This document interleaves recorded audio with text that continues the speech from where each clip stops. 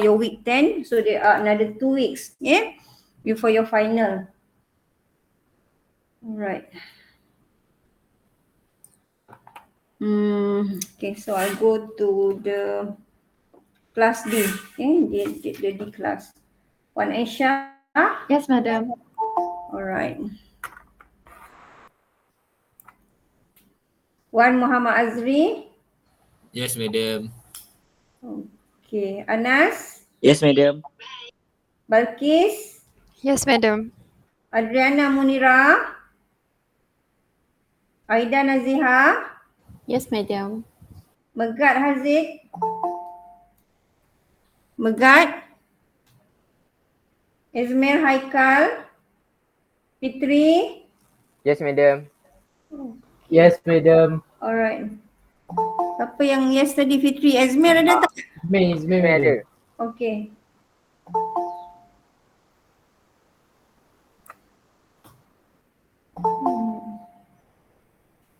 Megat ada tak? Not yet. Atika? Syafiqah?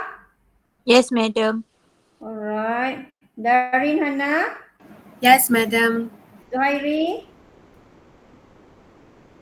Zuhairi? Haris? Husna Farhana?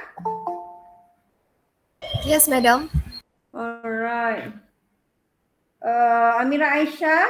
Yes, madam. Nurina Maisara? Yes, madam. Nolisa Maisara? Yes, madam. Okay. So the rest from the D class, I'll call again, okay? Before we finish the class. Awanis? Yes, madam. Safia Ramli? Aisyah Adila? Asratu Nazira? Yes, madam. Okay, Darwish? Faiz? Yes, madam. Atira? Yes, madam. Aisyah Farhana? Adriana Nabiha? Yes, madam. Alia Uzma? Yes, madam. Aisyah Sofia? Yusof? Yes, madam. Yusof. Amirul? Nelly? Yes, madam. Naim? Naim?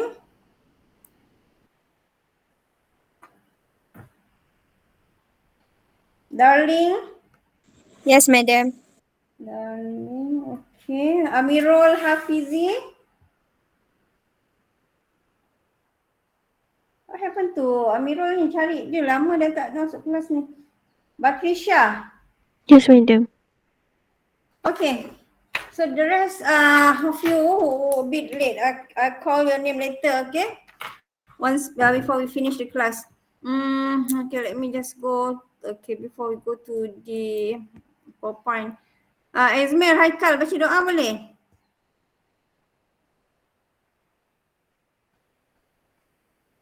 Izmir? Yes, madam. Okay, boleh baca doa tak? Boleh. Alright. Bismillahirrahmanirrahim. Allahumma ftah alaina hikmataka wa anshur alaina min khazaini rahmatika ya arhamar rahimin. Rabbi shrah lana sudurana wa yassir lana umurana wahlul 'uqdatam min alsidatina yafqahu qawlana. Rabbana atina fid dunya hasanah wa fil akhirati hasanah wa qina azabannar. Sallallahu ala sayyidina Muhammad wa ala alihi washabihi wasallam walhamdulillahi rabbil alamin. Okay, thank you Izmir. Welcome, madam. Alright, ni ke depan pula PowerPoint ni. Okay, so Allah Akbar. Saya tak nak guna slideshow ni sebab saya tak nampak awak. See, some more coming in. Okay, I go to reading view. Okay.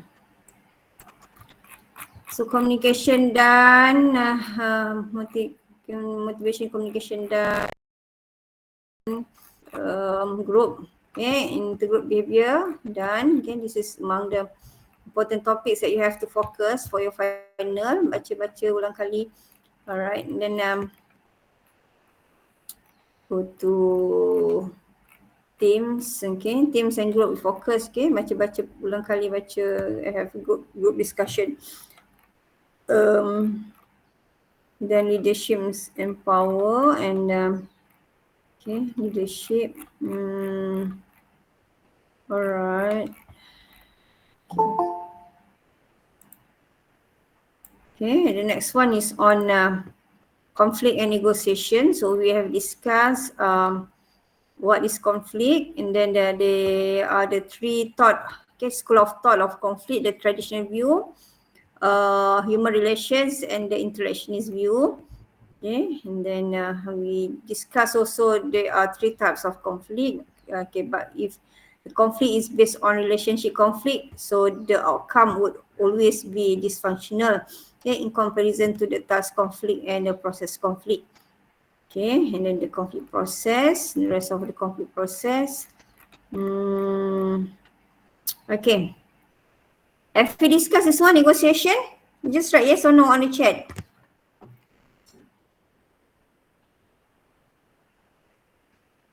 The topic of negotiation, have we discussed last? Yes, Haris?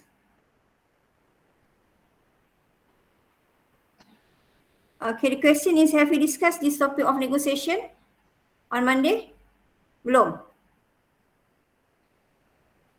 Yes, please write on.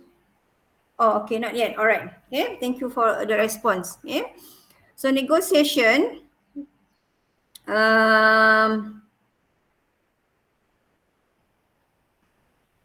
Yeah, I go to the definition first and then I show you some video. I lost one of the video that I have just showed to your friend in the morning. Saya tak tahu macam mana dia boleh hilang. Okay, but I'll show a different video that will discuss on the differences of distributive bargaining and integrative bargaining. Okay.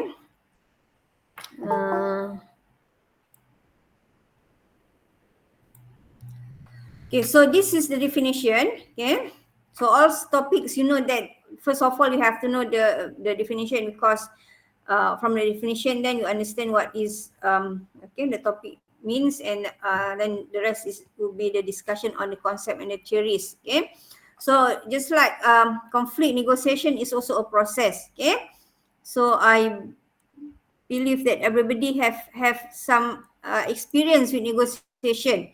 Yeah, right. Yes or no? If you have what we call experience with negotiation, yes means that you have experience negotiating with some other people. Yeah. No, if in your whole life of 18, 19 years old, you never have experience of negotiating. Yeah. So we have few answer now. Yeah. So who do we have here? Okay, Fitri, okay, Asratun Nazira, Aisyah, Safika, Nurina, Awanis. Yeah, what about the guys? Okay, except the first one who we have. Okay, except Fitri. Yeah, yang lain-lain tu macam mana? Never have negotiating experience ke? Yeah, takkanlah kan? Okay, I believe that you have lots of experience negotiating, yeah, with your parents, your friends, your lecturers. Okay, one of you from this class or the other class who asked me of extending the date for the project, kan, the submissions date for the project. Yeah, so you have to thankful to her lah, I think her, yeah, who done the negotiation with me. Okay, so at least little bit of ample time lah after the raya, kan, raya kita penat raya nak jumpa, dah lama tak jumpa saudara mara for 2 years. Okay, so I give a bit of extension lah, okay, for the submissions of the project. Okay, so negotiation is a process. So it's a process in which have to have more than 2 parties, okay, in which 2 or more parties, so at least 2, okay, at least 2 parties. Yeah, at least 2 parties doing what? Exchanging either goods or services and attempt to agree on the exchange rate for them. Yeah. So in a negotiation, it can be a win-win and can be a lose-lose. Lose-lose pula. Dua-dua kalah tu. A win-win or a win-lose. One party win, another party win, or another party win and another party lose. So you in the negotiation, you want to discuss of the differences of distributive bargaining and also integrative bargaining. Okay. Let me show you this first one video on okay, let me see whether this is integrative or distributive bargaining. Alright, okay, let me.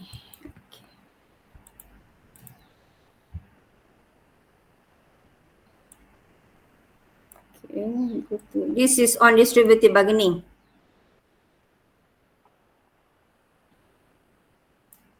You should just know that there were two types of bargaining and what is the difference between these two types. So there were two types of bargaining, which is distributive bargaining and integrative bargaining. So in this video, I will show you what is distributive bargaining. So distributive bargaining is the competitive bargaining strategies, which is one party wins only if another party loses something. The goal is to get as much of the pie as possible. So, let me give you one situation.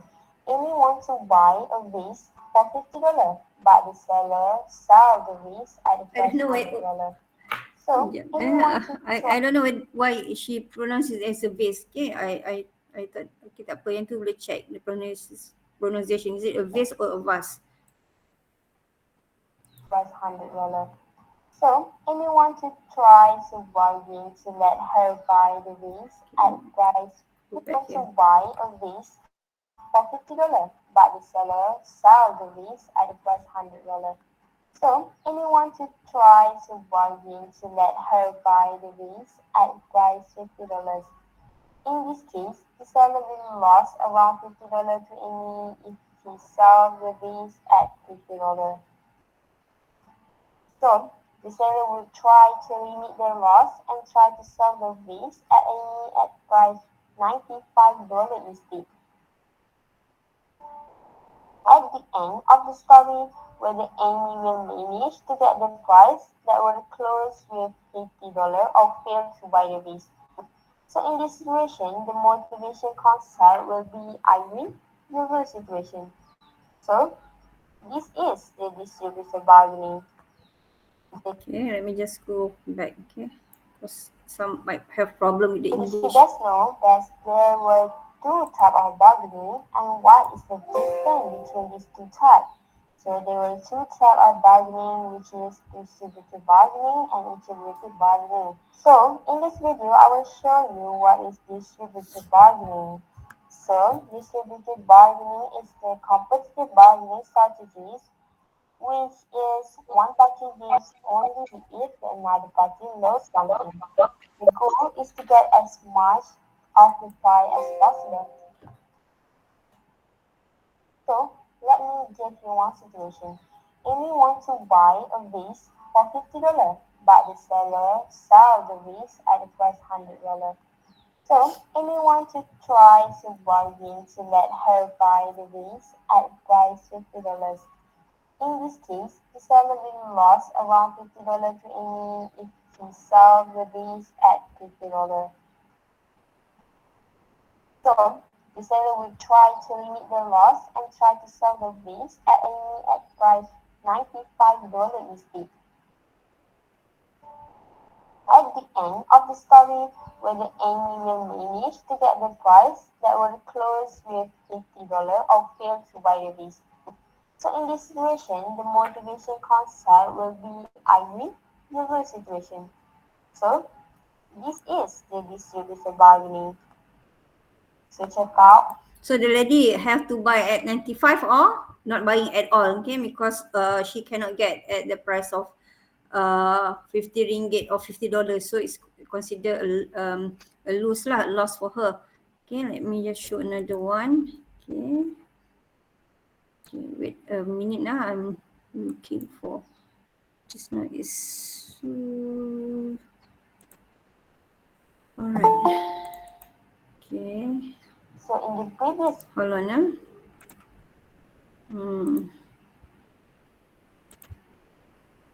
Okay, Naim baru nak masuk. Okay, let me just share. This is on integrative bargaining.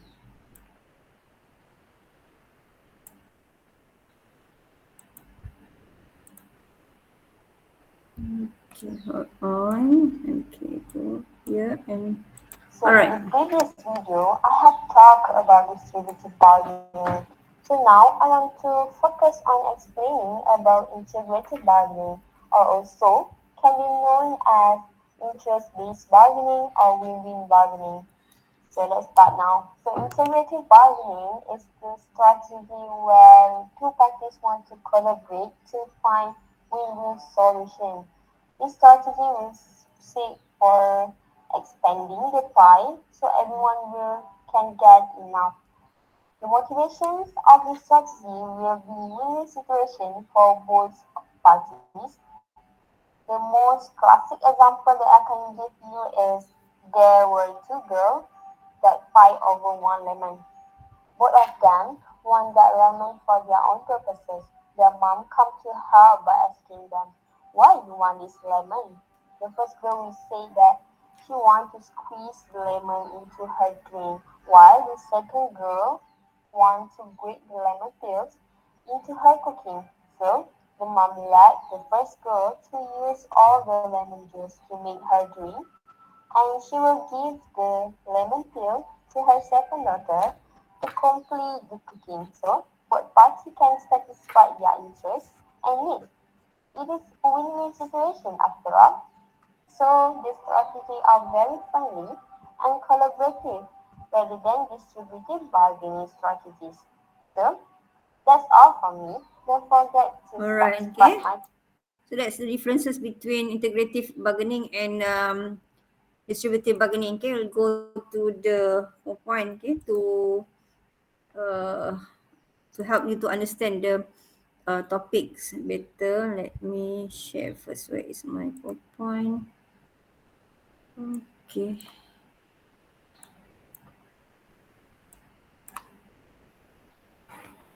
So I got problem so with my mouse is susah nak minimizekan sikit. Okay, hold on.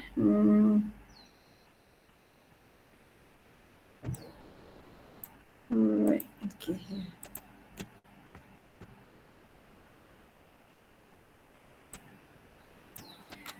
Alright, okay. So just now we have discussed of the definitions of negotiation. Okay, so I lost that one video on this negotiation actually. Nanti saya cari, kalau ada saya masukkan dalam classroom. Okay. So the next one is bargaining, distributive bargaining and integrative bargaining. So these are two examples of or two types of bargaining strategies. Okay, and these bargaining strategies actually are part of the topic of negotiation. Okay, so as we have shown in the video, okay, of distributive bargaining, okay, this is a negotiation that seeks to divide up a fixed amount of resources. So one party win, another party will lose. Okay, so as the example, okay, because in terms of divided of the pie, okay, one will get a bigger pie, one get a smaller pie. Okay, I'm not so when the discussions of integrative bargaining, okay, they show a pie that is, for me, is not so, how to say, it's not so relevant. Okay, because when you cut a pie, okay, one will get either a small amount of pie or a bigger amount of pie, except if you divide this in half, so each will get the same amount of pie. Okay, then that can be a win-win situation. Okay, most time if one party get the bigger pie, that is considered win, another party will consider as loss. Okay, so if you go to the example, this is another example. Okay, this is also in the example of buying, okay, process. Okay, for example, you want to buy a car. So this example will be more suitable if you are in the process of buying second-hand car. Okay, could be for example, here you go out to see the car, it's great, you like the car lah and you want it. Okay, So the owner of the car telling you the asking price. Okay, so he would like to sell. Contohnya he would like to sell at 5,000 ringgit. Okay, and you don't have that much money. Okay, you like the car but you don't have that much money because for second-hand car basically people buy in cash. Okay, so you have 4,000 with you. Okay, you don't want to pay that much. You got 4,000 with you, but the owner, but the owner said that he would reduce at the price of 4,500. Okay, so you have to go somewhere and find lah that 500. So in this case, we consider that the seller win lah by 500. Okay, so you have to lose by 500. Okay, either you have to go and find helps from other people to get that 500, or you have to leave the car, because you don't have 4,500, for example. So the two then negotiate over the price lah. So if the other party can buy at 4,500 or just leave the car, maybe the other person will buy the car. Okay, so we call this distributive bargaining. One party win, the other party lose. Okay, in comparison to integrative, so as far as the two parties concerned, they try to find a solution to make sure that each party win something, so that it will be a satisfactory outcome for both of the parties. Okay, so this integrative bargaining, negotiation at 6-1 or more settlement, there are many ways for them or many alternatives for them that can reach for a solution. Okay, so seek one or more settlement that can create a win-win solution. So for example, financial institutions cannot approve credit to a client. Client ni Ali lah contohnya. Ali has made loan from the company previously, from the financial institution previously, but he got a problem of sometimes he pay, sometimes he don't pay. Okay, finally he pay, but it takes some time for him to be able to pay the loan. Okay, so this financial institution cannot approve credit to a client Ali ni because of past low pay record. Okay, so what happened to Ali? Ali needed the money so much. Okay, so what happened? The next day Ali went to the bank, to meet the credit manager to discuss the issue. Okay, so the two openly review the options. There are a few options lah that they can choose from. Okay, so after considerable discussion, both of the parties, Ali and the credit manager from the financial institution, agree on a solution that meets both their needs. And the sale will go through a bank guarantee that will ensure payment if not made in 60 days. Okay, so it means that Ali can get the money or not? Ali can get the loan or not from the bank? Right? Yes or no? That's the answer. Okay. Yes, can get the money. Okay, and he has to make sure that he provided, Ali has to make sure that, thank you for responding. Yeah, but Ali has to make sure that he provide a bank guarantee. What would be the example of a bank guarantee that Ali has to provide for the bank? Agak-agaknya apa contoh bank guarantee that Ali has to provide for the bank so that he can get the loan? Okay, so you can write your answer on the chat. Oh, family ni bukan Fitri. Jangan family. Jangan family. Income statement.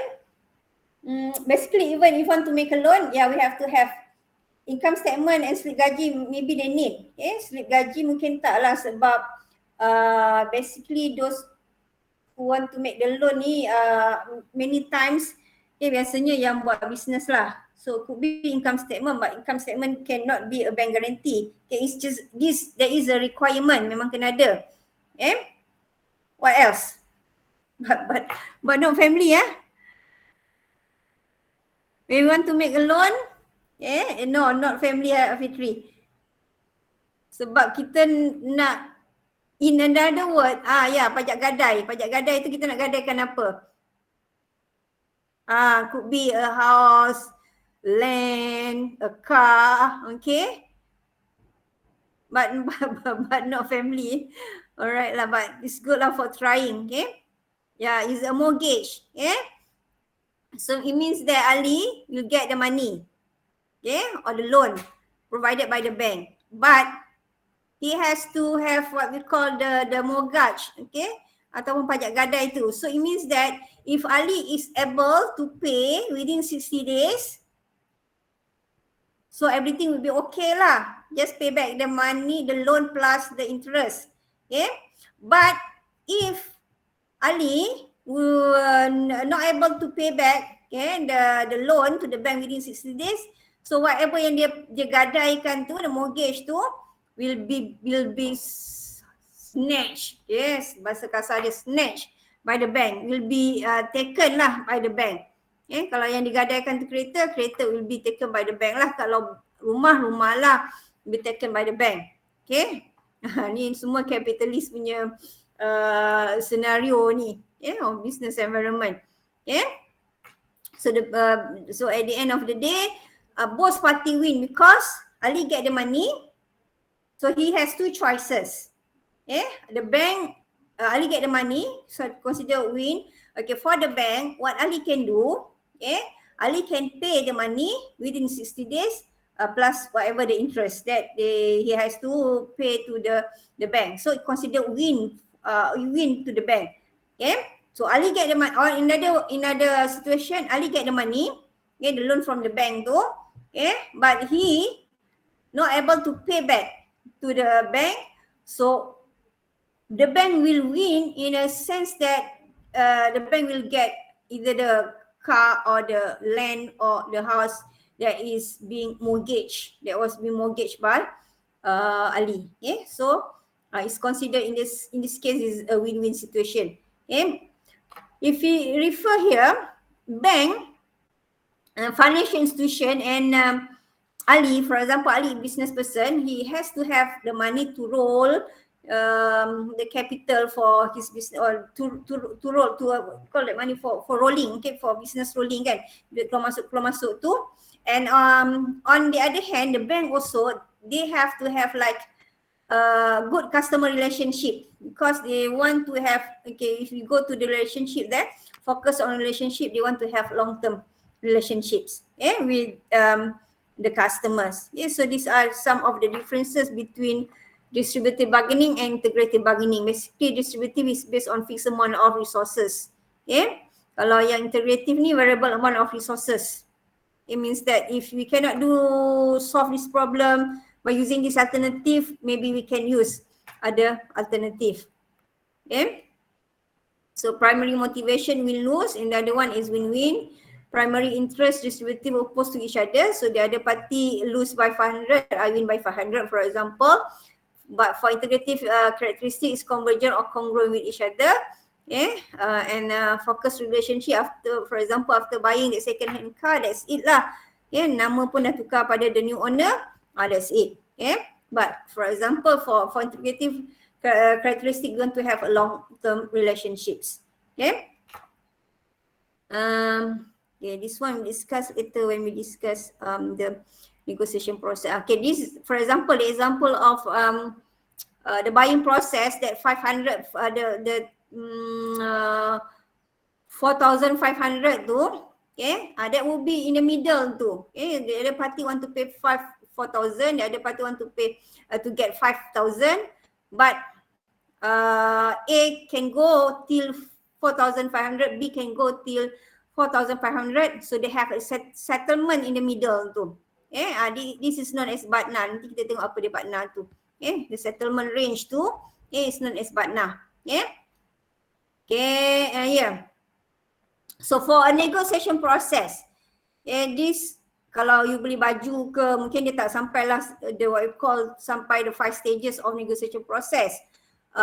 But basically in organization between management and union, for example, union and management, union on behalf of the employees and the management on behalf of the organization, they want to discuss on certain issues such as increase in salary, working hours,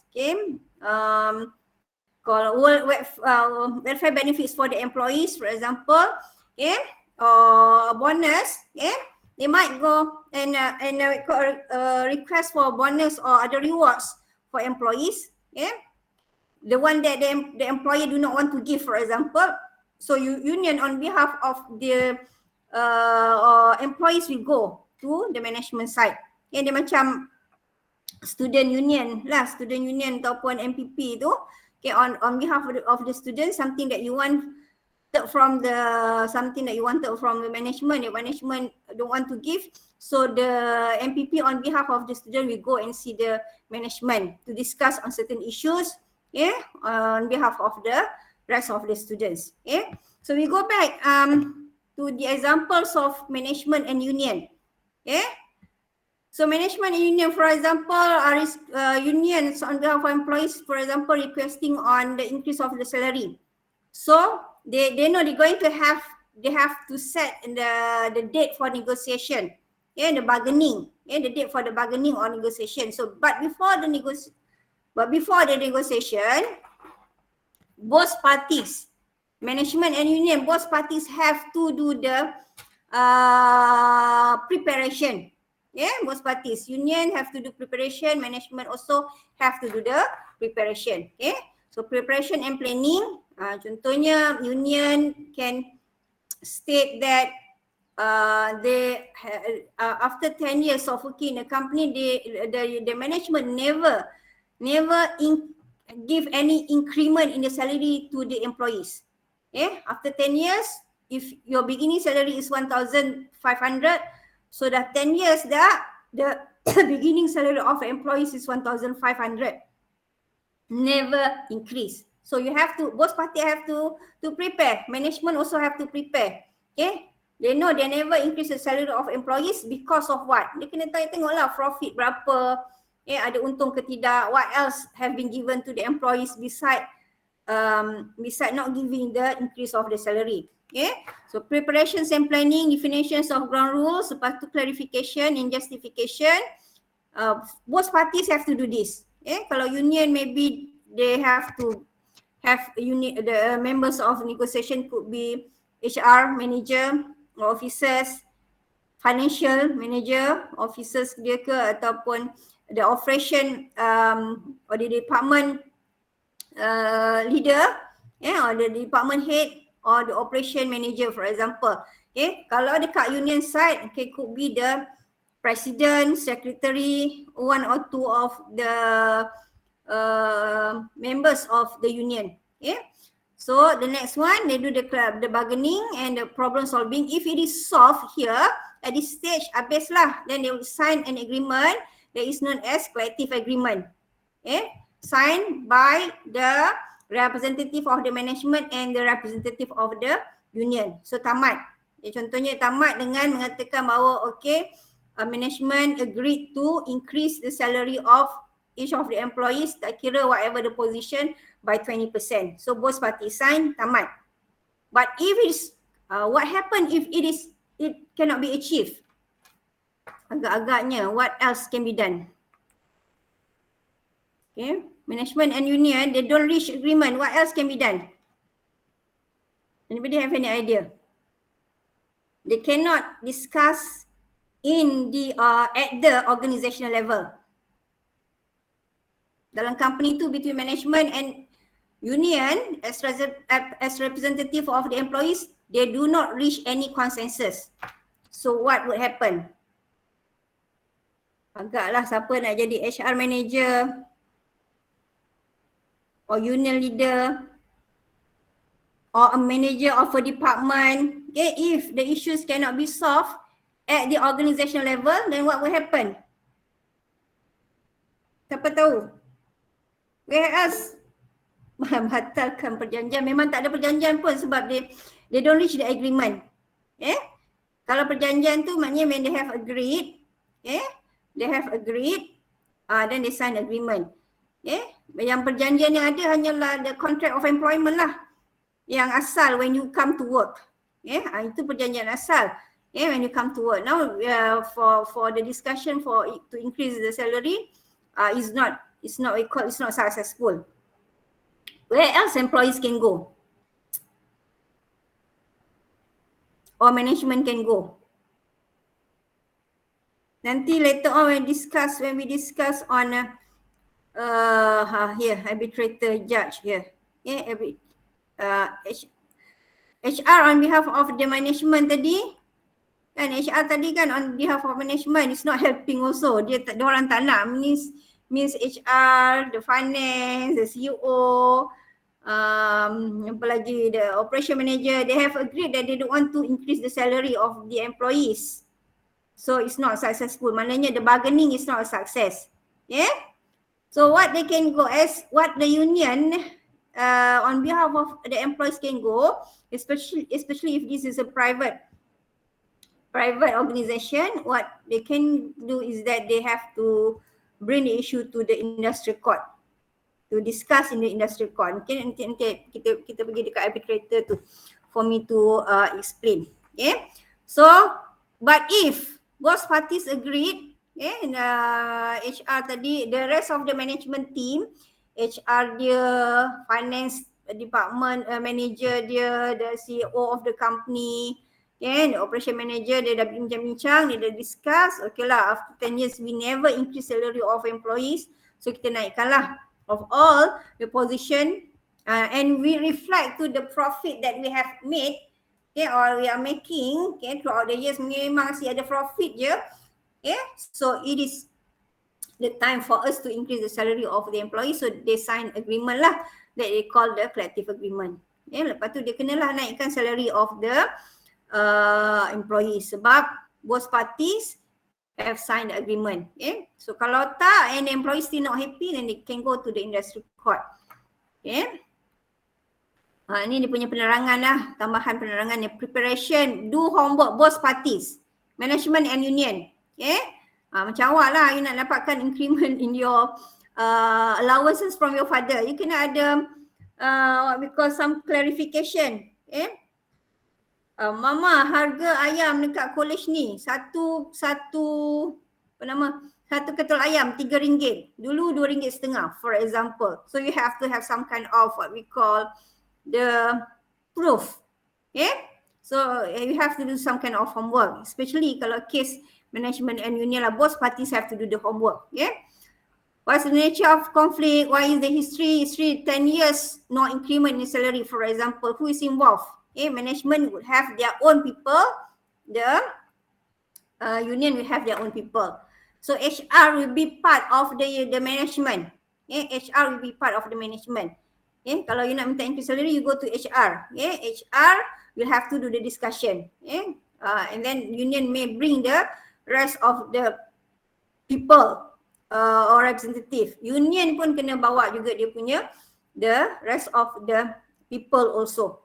Okay, the finance people, the HR people, the CEO ke, ataupun CEO bagi saja kepada HR and the finance and the operation manager to discuss. Okay, so once you have gathered your information, use to develop a strategy, determine your and other side best alternative. Okay, for example, asking for increase of 20%. Okay, tapi management kata we can go to 10%. Okay, kalau macam tu tak settle lah. So you put in the, kalau you letakkan in between, okay. So if we cannot get 20% increment, okay, we want the 15%. Okay, management kata okay lah, we cannot go to 20% based on the profit that you're making, we are not doing so well, kita pergi kepada 15%. So yang tu kat tengah-tengah tu, we call it as the settlement range, or nama dia BATNA kat sini. Okay, best alternative to negotiated agreement. Okay, so your BATNA determines the lowest value acceptable to you. So instead of 20%, okay, 50% is acceptable. Okay. Definitions of ground rules, who will be negotiating? People, okay, the HR people, the finance people, the operation people, union will have their own people, the presidents, secretary, or 2 or 3 more of the people from union. Okay, on behalf of the employees. Kalau ada 1,000 employees, bukan semua 1,000 will go and see management. So we send representative. Okay, macam kita student ada 700, bukan semua nak jumpa pengarah kan. So you send your representative, okay, from the MPP that have been chosen, okay, yang awak dah pilih tu. Okay, so clarification, justification, you do the explanation and then you bargain. Okay, Lepas tu kalau berjaya, you sign lah the collective agreement. So if it is not successful cannot be discussed at the level of organisation, tak boleh solve kan issue tu, you bring the issue to the court. Okay, so that is in terms of negotiation process. Okay, ada issues in negotiation such as personality trait ni rupanya tak memainkan peranan sangat lah, maknanya walaupun awak berbeza ciri-ciri personality, okay, itu tak memberikan efek yang besar terhadap negotiation. Traits do not, or personality traits do not appear to have a significantly direct effect on the outcomes of either bargaining or negotiating processes. Okay, perempuan dan lelaki, gender differences in negotiation. Women, this one you can refer back to your negotiation between your father mother, ada beza dia tak, your male female lecturers, okay, if you're working, your male and female bosses, yeah, ataupun maybe just negotiation between your friends, boy and girl, for example. So dikatakan bahawa women negotiate no differently from men, although men apparently negotiate slightly better outcomes. So in terms of outcome, orang lebih puas hati bila negotiate dengan lelaki. Okay, wallahu a'lam, but this is from research done lah. Okay, but maybe even gender differences pun, if the male and female they have different personality, that can influence also. Okay, but kalau ikutkan atas ni tak banyak sangat dia punya influence on personality. Men and women with similar power bases, use the same negotiating styles. Here a bit of difference here. Women's attitudes towards negotiation and their success as negotiators are less favorable than men. Ni macam outcome dia pun is less favorable lah than men. Men means in terms of negotiating, people favor to negotiate with men. Okay, so in the case of men bosses or female bosses, the outcome is more favorable if we have male bosses. Okay, Allahu a'lam.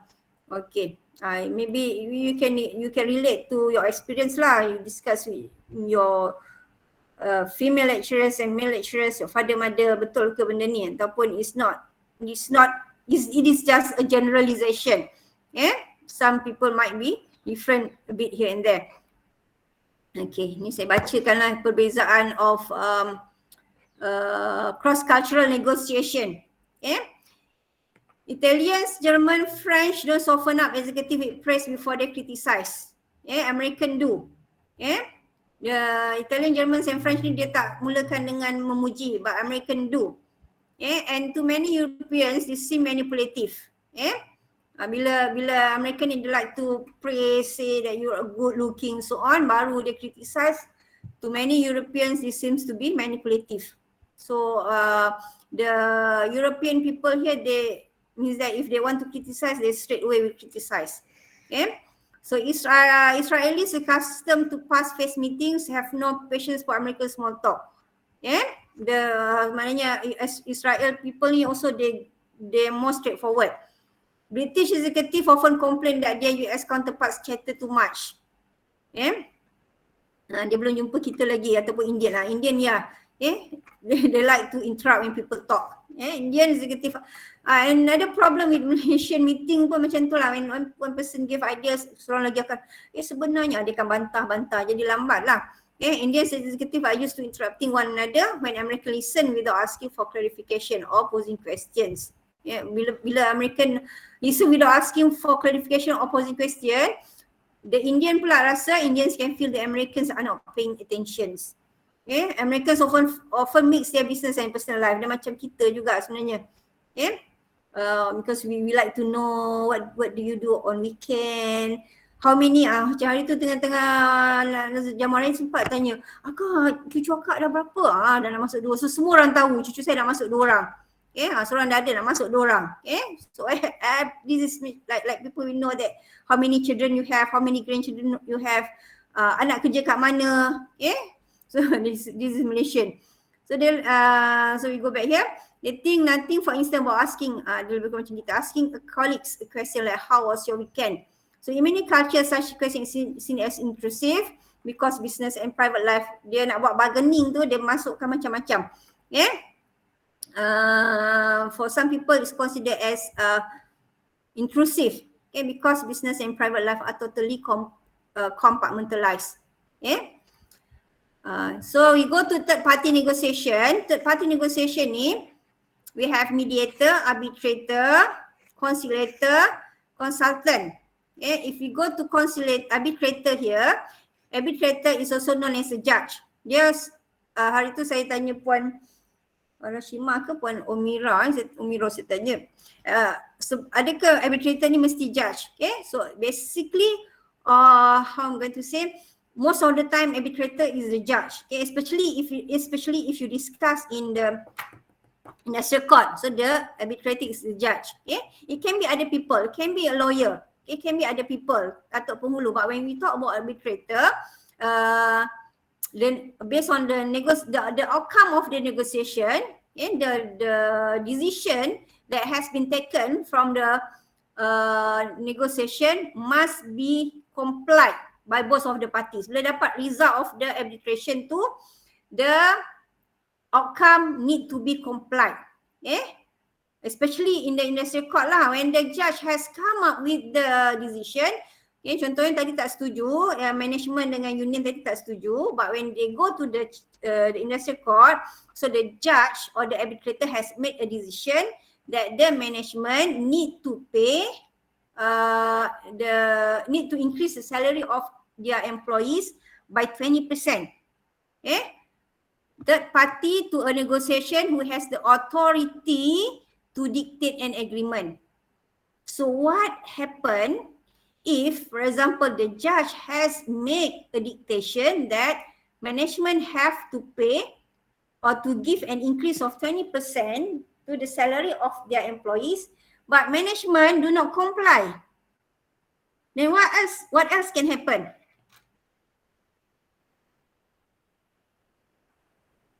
Any idea? Any answer?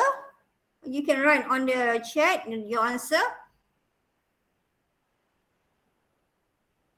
The management do not comply to the dictation of an agreement or for an agreement that have been dictated by the arbitrator. So what else can the employees do?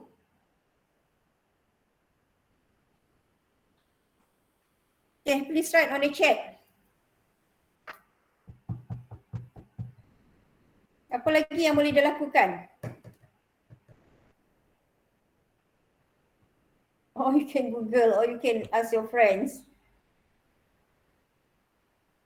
Okay, 2:44. I'll wait until 2:45.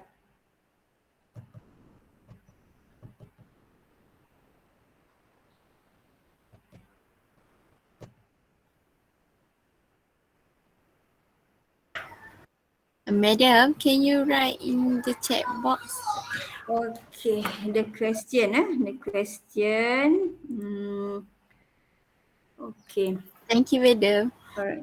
The question is, okay, what happen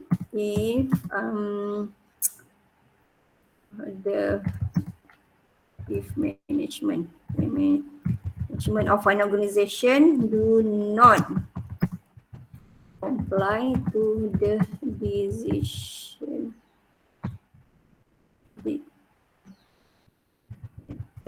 by an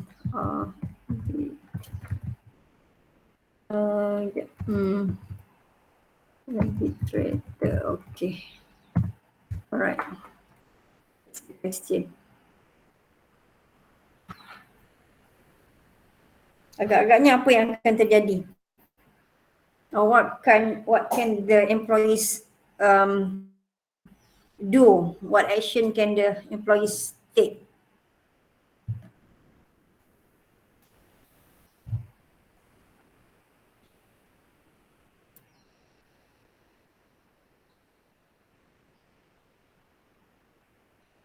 Okay, the answer would be the management can be apa? Can be perungan. Yeah, the management can be something.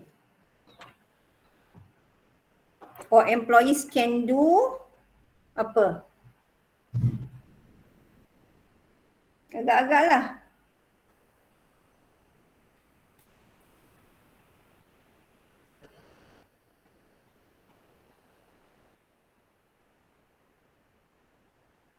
Okay, hurry up, hurry up.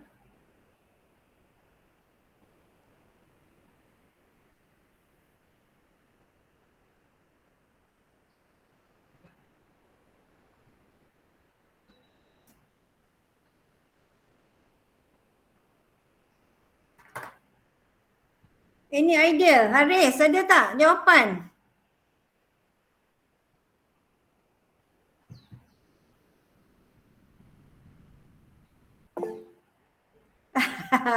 Employee resign, dia tak boleh, so employees tu boleh resign tapi dia tak membantu lah. Maknanya tak membantu for the rest of the employees to have the increment of the salary. Okay, dia boleh resign and okay, find another, okay, company will be bankrupt. Okay, company will be bankrupt if there is no production. Kalau everybody resign, no production, employees will be bankrupt lah. Tapi kita imagine that the business is on, employees is still there, yeah, only that they don't get the increment of the salary, okay. Tapi kita tahu unemployment occurred. Unemployment occurred. Itu kalau ask help from shareholders. Okay, diorang dah pergi, bukan shareholders je ni, diorang dah pergi ke mahkamah ni, industrial court. Yeah, they've been to the industrial court and the judge or the arbitrator have made a dictation. Okay. Strike. Okay, mungkin boleh strike lah when waiting for the result tu. Okay. The court can sue the court can or the employees can ask the court to sue the management lah. Kena bayar saman lah. Yeah, because they don't comply to the agreement. Okay. So because of the management don't comply to the agreement. Biasanya kalau the decision has been made by the judge of the court tu, they have to comply. They have to because they have to sign an agreement like the collective agreement. Yeah, because at the end of the what you call the negotiation process with the arbitrator in the industrial court tu, they have to sign an agreement. Yeah, so dia kena by hook or by crook they have to increase the salary. Kalau tak boleh disaman lah. Okay, sebab ini melibatkan arahan mahkamah. Okay. So ini je yang the third party decision that need to be complied by parties in conflict tadi tu. Okay. But if they hire a mediator, okay, if an organization and the union they hire a mediator or whatever issues, when they hire a mediator or they get the help of mediator, ni pun a neutral third party. Okay. Arbitrator pun third party juga. Okay, a neutral third party. So mediator ni a neutral third party who facilitate a negotiating solution by ni macam for example if husband and wife there are in the process to divorce, before they divorce, biasanya pejabat agama akan ask them to go and see the counselors, okay, in pejabat agama lah. Okay, so this mediator ni, orang tengah ni, can only give advice.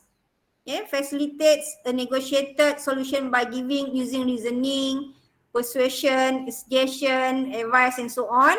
Okay, so that the divorce would not happen. Tapi the decision will still have to be made by the two parties. Okay, kalau dia setuju lah dengan the whatever advice by the counselor tadi, maybe they don't continue with the divorce process. Tapi if they still want to go on with the divorce process, mediator tadi tu or the counselor tu tak boleh buat apa. Okay, it's not something macam arbitrator. Okay, arbitrator dictate agreement that need to be complied. Okay, mediator tak, they just give the suggestion. Okay, conciliator ni macam orang tengah juga. Okay, trusted third party who provides informal, jadi link. Dia macam O'Brien yang datang college itu, O'Brien tu dia adalah consultant, academic consultant, tapi tugas dia in that process is just to be a link between some colleges in Malaysia, colleges and universities. They go to colleges and universities in Malaysia and universities, college and universities in island. Dia orang fokus island saja. Don't focus island saja. Okay, so this just provide a link so that the O'Brien will try to get they try to help the students. So when they go to, for example, diploma students, they go to island, they can go straight to the final semester. Okay, so dia jadi orang tengah saja. Okay, so in the case we provide whatever the documentation needed, and then they pass that documentation to the yang dia bawa tu Griffith College saja, one of the colleges in Ireland. Okay, so they pass whatever the documentation, so nanti Griffith College akan tengok lagi the syllabus tu sesuai tak untuk dapat transfer credit and so on. So that consultator just like a middle person. The middle person who provide what I call communication link between one party and another party. But it is up to Griffiths to accept or not our syllabus, and it's up to the students, okay, to apply and go to that particular college or university. Dia hanya jadi orang tengah. Okay, the latest one, they brought 3 of our CAT student who went to Griffith to buat, I'm not sure dia buat CCA lah kot. Okay, and Griffith College, the latest one, including one of the MPP tu, lupa dah saya nama dia, something SETH tu, SETH tu. Okay, and then